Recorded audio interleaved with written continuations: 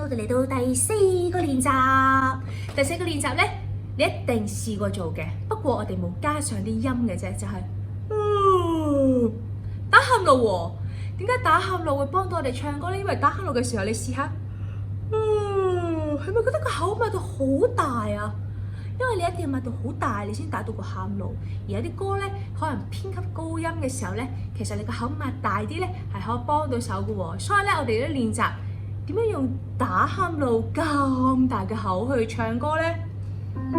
我哋咧練嘅咧就係感覺上係咁樣，但係其實咧最主要你 catch 到嘅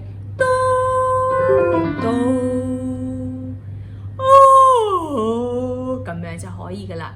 我哋示範多一次啦，1、2、3，OK。所以咧係一個嘥嘅頂，咁落翻嚟喎 ，OK。到你啦喎，1、2、3。